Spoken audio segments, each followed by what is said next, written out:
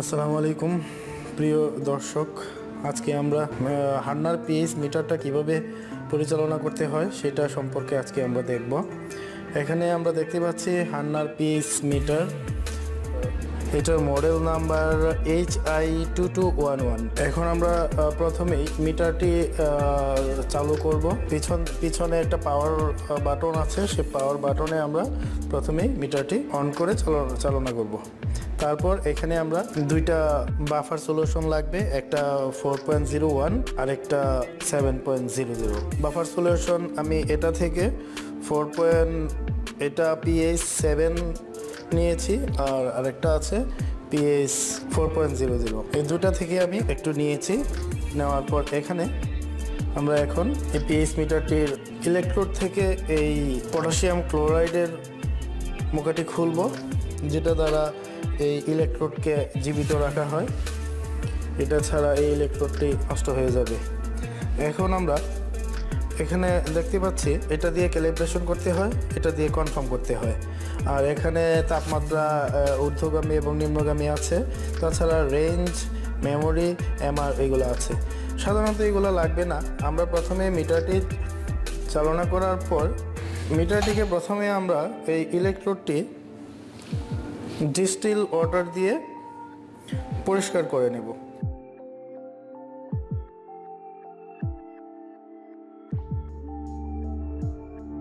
Distil water দিয়ে ভালো করে পরিষ্কার করে নেব।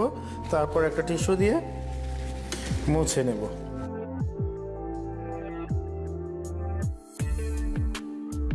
টিস্যু দিয়ে মুছে নেওয়ার পর আমরা এখানে ক্যালিব্রেশনে চাপ দিব। ক্যালিব্রেশনে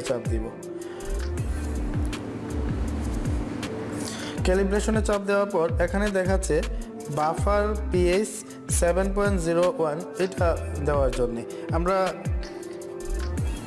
বাফার 7 যেটা সেটা এখন আমরা দিচ্ছি। এখানে যখন 7-এ আসবে তখন এখানে কনফার্ম দেখাবে। যখন কনফার্ম দেখাবে তখন আমরা এখানে কনফার্মে প্রেস করব। আমরা কিছুক্ষণ অপেক্ষা করি, এখনও লোড নিচ্ছে এখানে দেখাচ্ছে। তাই সেটা যতক্ষণ এই চিহ্ন থাকবে এবং কনফার্ম লেখা না আসবে সেই পর্যন্ত আমরা এটা এভাবেই ডুবিয়ে রাখবো। এটা যতক্ষণ না পর্যন্ত এখানে কনফার্ম রেডি না দেখাবে ততক্ষণ পর্যন্ত নেওয়া যাবে না। এখন দেখাচ্ছে কনফার্ম রেডি, তাই আমরা এই কনফার্ম CFM কনফার্মে আমরা প্রেস করব।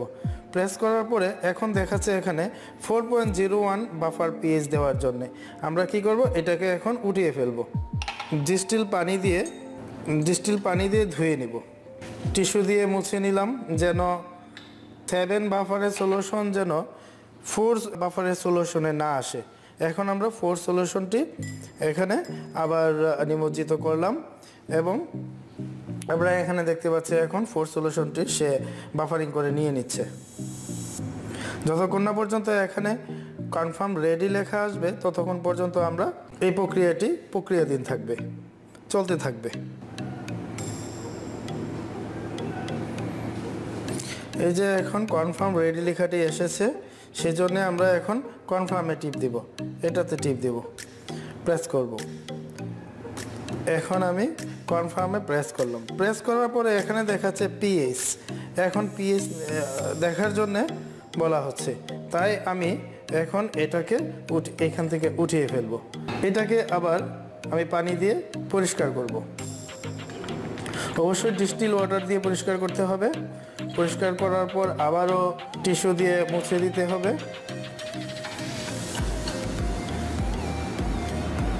যেন কন্টামিনেশন না হয়, সেই জন্যই আমরা এটি করলাম।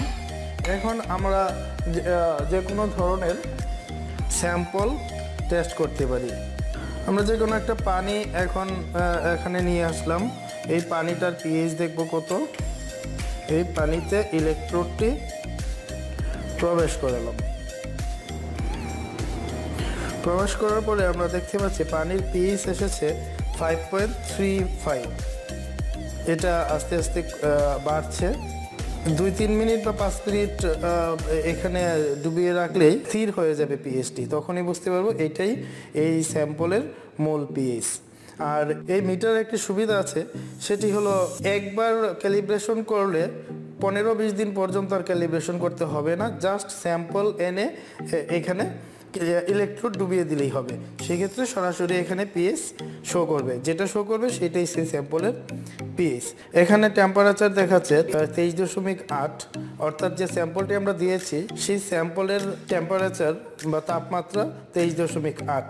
যতক্ষণ না পর্যন্ত এখানে স্থির না হচ্ছে ততক্ষণ পর্যন্ত এটা এভাবে রাখতে হবে। তো এই পর্যন্তই।